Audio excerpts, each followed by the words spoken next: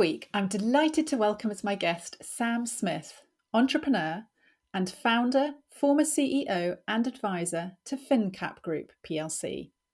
Sam was the first female chief executive of a city stockbroking firm and has worked on over 200 transactions, IPOs, and secondary fundraisings. She established FinCap in 2007 after orchestrating the management buyout of a small broking division of JM Fin & Co Limited, a private client stockbroking firm. Under her leadership, FinCap became a leading advisory firm for the business of tomorrow, floating on the stock exchange in 2018 and just last month completing a merger to become Cavendish, marking an exciting new chapter in its growth. Sam is now an advisor to scale up businesses and to social enterprises who support entrepreneurialism in the UK. She champions investment for underrepresented groups, including female-led businesses, the empowerment of young people from all backgrounds, and the integration of entrepreneurialism into the school curriculum.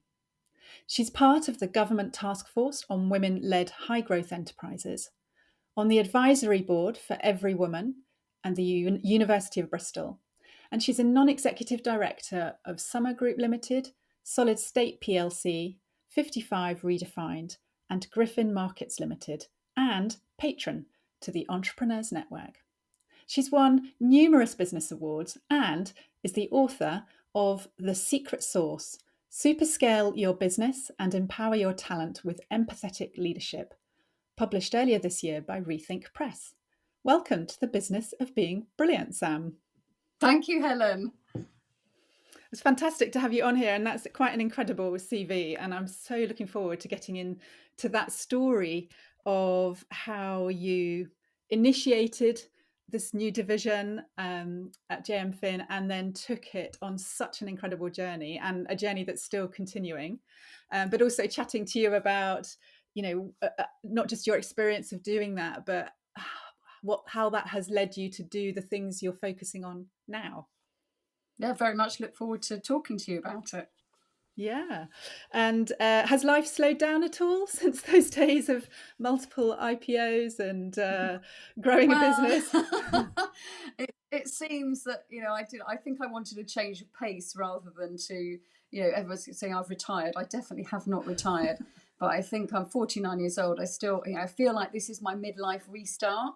And I feel actually I've got more energy than I probably ever have to, make some real impact. But on the back of having FinCap as my sort of stage one, that was my project, that got it to a certain level. And now I can do a lot more things and help a lot more businesses.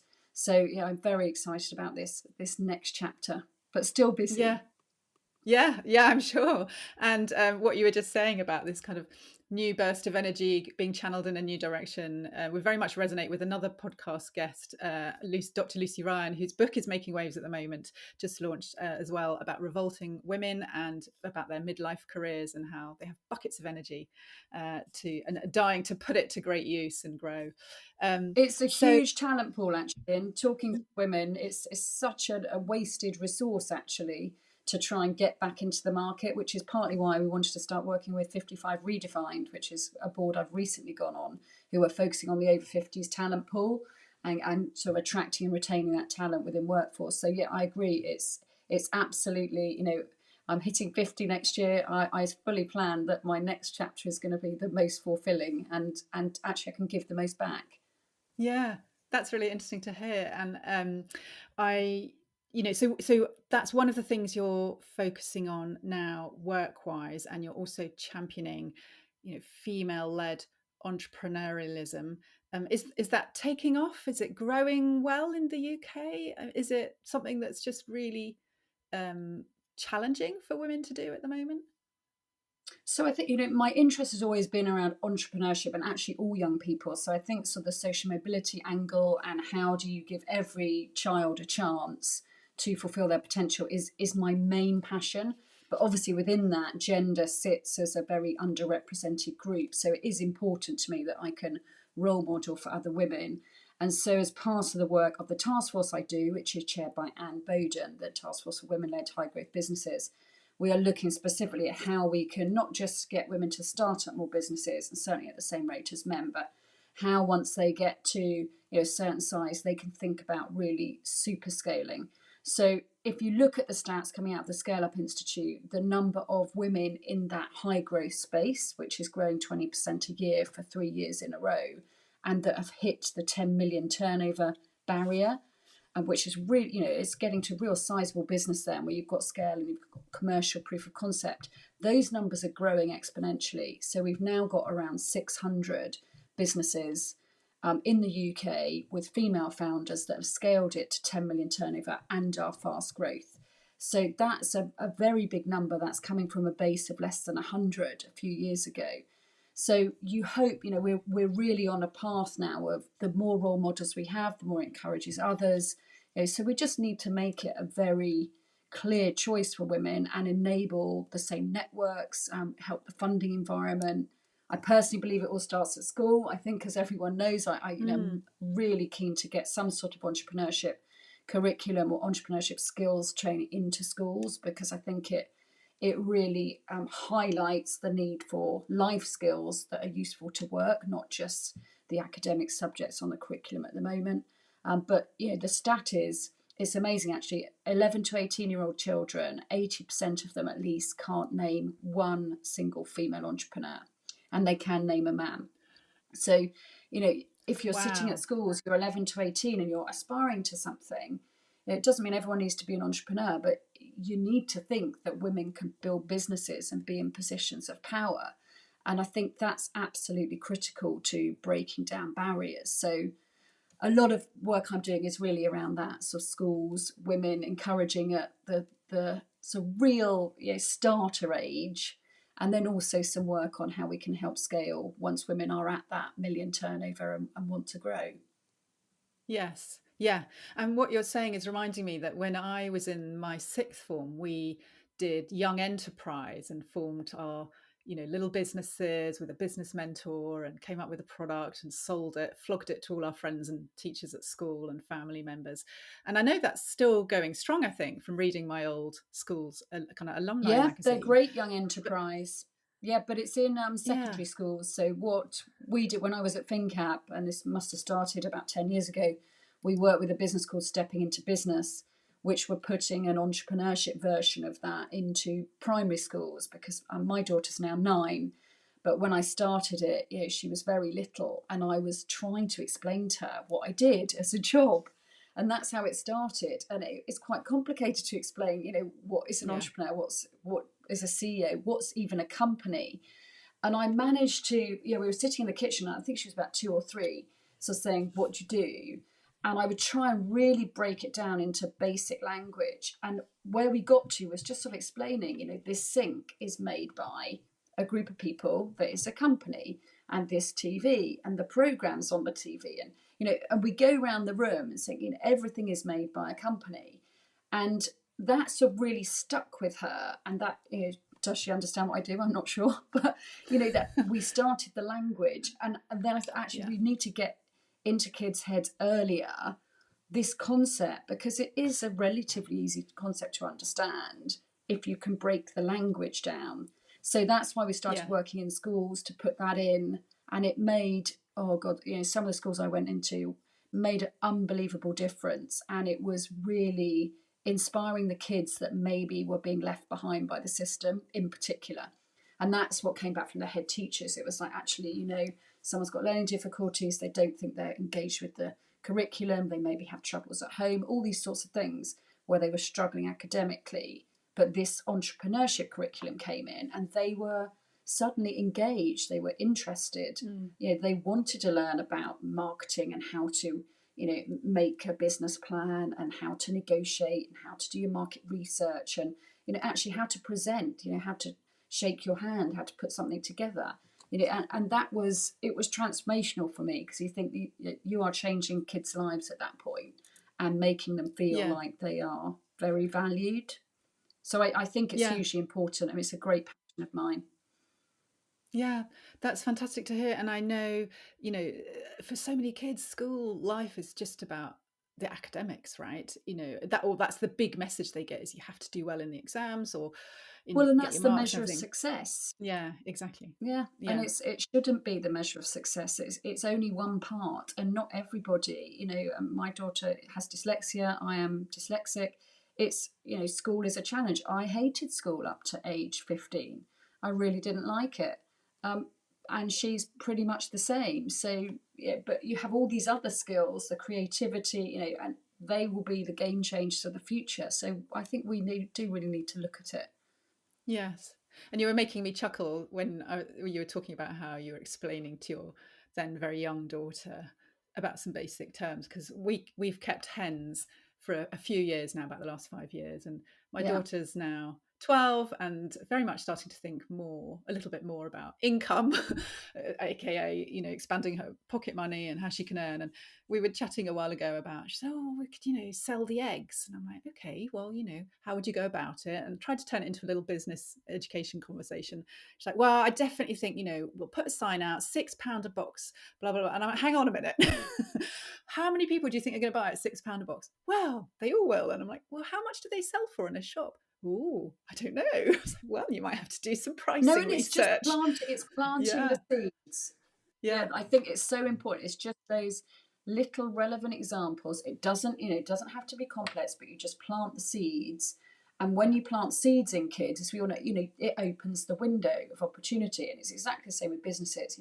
You just keep expanding your view, your vision, the opportunity, and that's how businesses grow. And that's how I think kids grow their Yeah, landscape and what the potential is. So it's all really part of the same thesis almost. And my book, yeah. The Secret Sauce, on this is for businesses is almost saying just that. It's how do we all open that window of growth to see the opportunities that you might not have otherwise seen if you're in a particularly fixed mindset.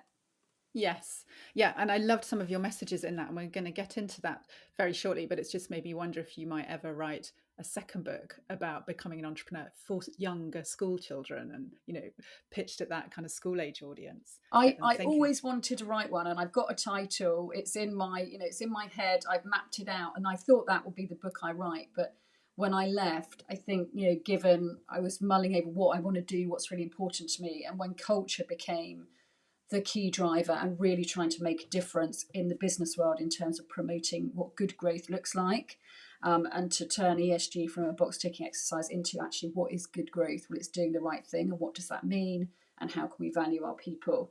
That was something that sort of shifted my perspective a bit. Yeah. So let's get into that a little bit more now then, about your experience of leading and super scaling a business, and then what's the advice that you share in the book for people that would like to achieve something similar, and really scale their business in an culturally empathetic way. I mentioned in the beginning, in my introduction, that you were the first female CEO of a stockbroking firm. Did that feel really significant to you when you kind of started out on that journey, getting that appointment?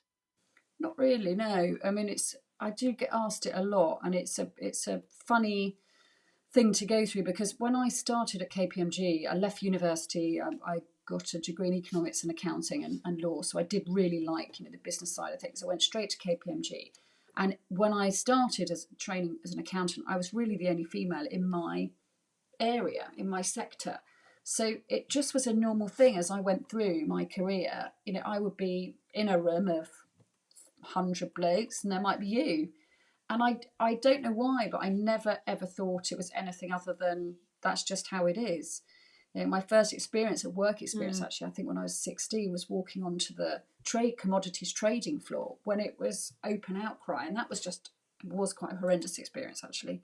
Little wolf whistling noises and things like yes, that. But I can that imagine. my whole career has been Okay. very much that. So I think I was just in the mindset of this is just how it is. I didn't particularly think in the early days I need to change it. I just was thinking, for me, I just need to build something. I just wanted to do something a bit different. And definitely when I left KPMG and joined JM Fin to set up what is now FinCap and now Cavendish Group, is, to do something in my own way that was a bit different.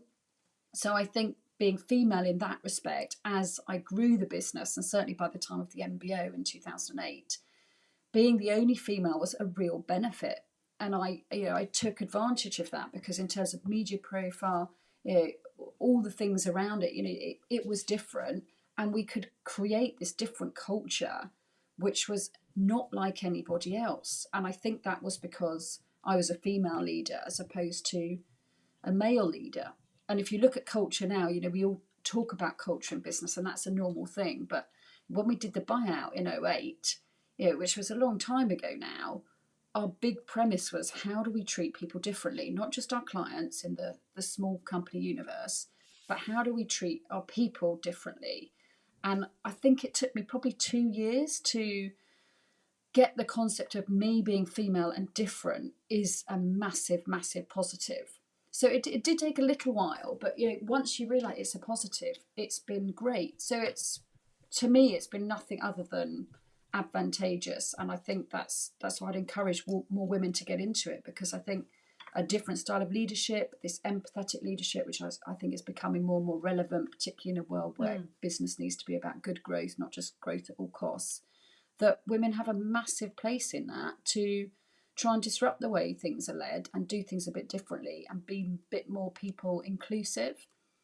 Yes, because the point you make in your book, kind of in numerous places, is that actually, if you really want to grow successfully and grow fast, it's very difficult to do that without an empathetic style, work culture, and an empathetic style of leadership, right? And you have there's an interesting comment in the book where you talk about um, making money versus having happy people. And actually, if people are happy, you say, they will make money and they will help grow the business. But if you have a different mindset of, okay, well, we may need to pay people high salaries to get them in and attract them, but then it's just about working them as hard as we can, and happiness comes secondary to making money, that's not such a winning formula. Have I kind of memorized that right? No, and I think it's how you attack the problem, isn't it? And I think it's very traditional business style to think, right, how we're going to get to that bottom line, how we're going to grow, because that was the number one thing that was the job of a corporate, grow the profits for the shareholders. But now, there's other things coming into the mix where, yes, profit is important, and I'm not saying it's not, but alongside communities, planet, people, it is very important. And my belief, certainly, and my experience from growing ThinkCat was, you focus on having the best place to work, you focus on having the most productive, happy people, and they really get the vision and they buy into it, and you make sure they're connected to that vision, that those people will go out and help you grow the company, and you will, by virtue of that, start super scaling, and you will generate super profits. And that can be your USP on its own, having a great culture. But even if that isn't a USP, culture is a key driver of growth. When people feel engaged, they work harder. And I do think, with productivity being an issue in the UK, there does need to be a look at the relationship with culture and productivity. Because what I saw was there absolutely is, and it's quite a phenomenal relationship when you get it right, to really boost growth. And if you think about equity ownership, and really when you go the whole hog and get people properly aligned with incentive, it can change how someone feels about that company, and totally supercharge its growth. Yes, and there's this incredible story in the book that you share in the book about equity ownership. When it was about 3 years post your buyout, I think you were looking to raise 2.5 million. Is that right? Or is it before then? Actually, you were looking to raise Yes. 2.5 million to buy No, out no, your it parent was three company share. years Oh, it after the was. buyout. Yeah. Okay. So tell us the story of how you went about financing that, because it's Okay. really So amazing. yeah, no, and it's still my, the IPO was a great moment for me, but my still proudest moment is this, when we did the second buyout. So in 2008, we bought the business out, but JM Fin, our original parent, owned 50% of it, and the shareholders owned 50% of it, are the employees. So we owned half of the business. We went off, did our own thing. It was great fun. We were 3 million turnover. We turned that into about 10 million turnover. But during that time, we were recruiting lots of people and giving them equity in the 50% pot. 3 years later, what we said is we really got to the point of, yes, we own 50% of it, Fin own 50% of it, but we need to scale further and we need more equity to get other employees to come on board with the same premise that they're owners and they'll want to grow it and be part of the story. So we started to negotiate with our parent company to say, look, we really want to buy this 50% back, which was a challenge in itself. As all probably owners know that have tried to do a buyback. It's not always the price that everyone wants, and it's not always the timing everyone wants. But we luckily got to a point where we one day agreed on a price, and I think they just said, okay, it's going to be 2.5 million, and we will sell our 50% stake for 2.5 million. So, having run around for a year trying to persuade them and getting no, and I don't mind getting lots of no's, but it's like, right, I finally got a yes. Yes, walked out the office, and then I thought, oh God, I've now got to raise 2.5 million, and we had about a week to do it because there were lots of partners in the firm. People could have changed their mind. So I leave the office elated, thinking, yes, we can do this, and then realise I've got to raise 2.5 million in a week. So I lined up quite a few meetings with potential investors, because obviously we knew quite a lot of them because that was our day-to-day core business. And I thought, right, will we raise a bit from ourselves? Will we raise a bit from staff? How much money will I commit to it? And I'll probably need quite a lot of third-party investors. So I start this massive roadshow and negotiating the buyout and getting all the documents done. And we went sort of through to the staff to say, this is what we're doing. And my chairman at the time was John Moulton, who's amazing and really helped me sort of get that buyout done and negotiated. But it was an interesting marker because as I chatted to John, we were saying, how do we split this 50%? What are we going to offer to everybody?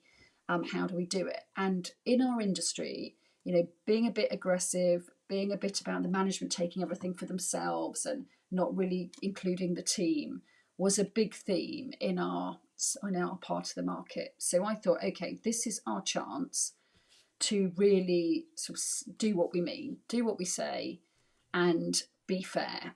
So, I think my chairman had reservations, but we said, okay, we are going to split this 50% between everybody. And what I'm going to say is everybody can buy the same amount.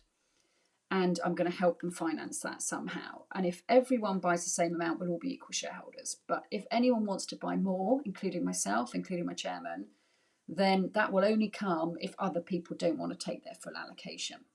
So I had, over 2 days, I think, I had every person individually into a meeting. And next door, I had our bankers who are HSBC, who are amazing, who were giving out loans to talk through people's personal circumstances to see if they could borrow. And everyone was offered £50,000 worth of shares, which they could buy at a certain price to become a shareholder or increase their shareholding. So I'd have these discussions with everybody. They'd come out of my meeting, say, look, this is what we're doing. You can be part of it if you want. Then they go into another meeting with HSBC. We'll never know what happened there. Did they borrow money? Did they not? Did they find it from their family? I hear stories afterwards, but all I know is within 2 days, we'd raised pretty much the 2.5 million from our team, which included me and the chairman, who obviously wanted to put quite a lot more in than our 50,000 allocation. But almost, what was amazing is by the end of it, was very, very emotional, thinking, God, everyone buys into this. We've just raised this money from our team. How amazing is that? Including quite junior staff were coming up with really interesting checks to be part of it. But it was, so it's a very, very proud moment. But what was amazing, and the most amazing thing is, if I'd have said, okay, I'm going to keep my shareholding at 10%, which is what I had. So I'm going to put in 10% of the 50. And then John Moulton's going to do another 10%. And then the senior directors are going to have another 10%. And then the junior staff can share 5%. If I'd done that at the beginning, it wouldn't have looked fair. Because we did it in this process, what ended up happening was everyone got what they wanted. So I got to keep my shareholding. I didn't get diluted. John Moulton got to increase his shareholding.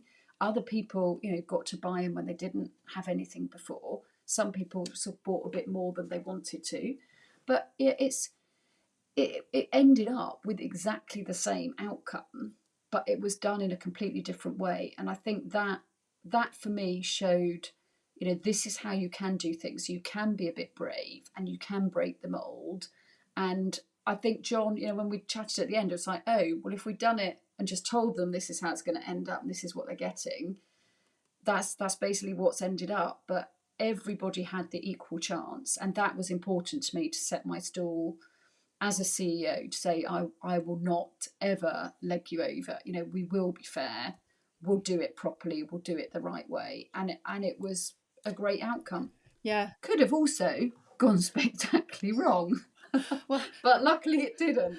well, and incredible, and it must have been, as you said, incredibly emotional, but also, really exciting for you to see how the team responded. That they, were so appreciative of this very open, fair, inclusive process, and how they really, literally wanted to buy into being part of the future of the company. That must have been incredible. And I think you said it was that after that process of equity ownership, It was yeah, amazing. it's like everyone had been liberated. They were good, but they became great. So like the knock-on impact of going through that together and formalizing people's ownership sounded like it had such a long ripple effect afterwards.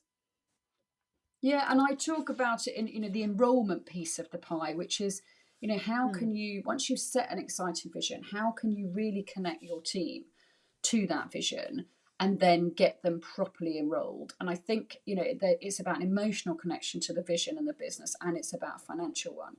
And equity, and actually buying equity. And I'm a great believer in someone has to part with money, even if it's small, than just options, because I think it's not the same. So you have to feel like a shareholder. So, if you're getting a dividend or you own a piece of it means something to you.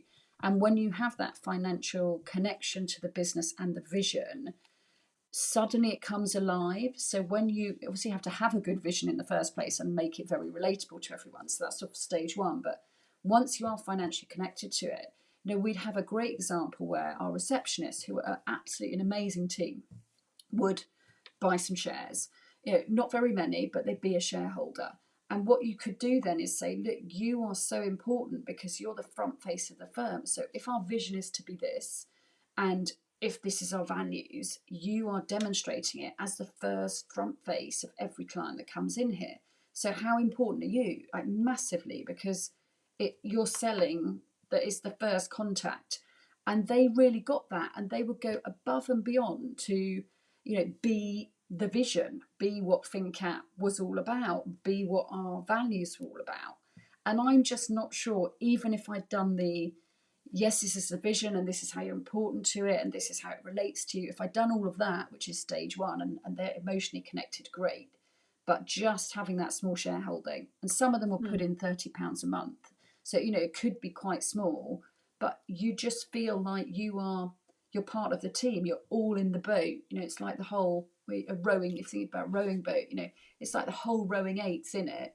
You're all going in Yes. the same direction at the same time. You all know what you're doing. There's no one person sort of falling over or not doing it properly, or you're in sync. And when you're in sync, things go faster.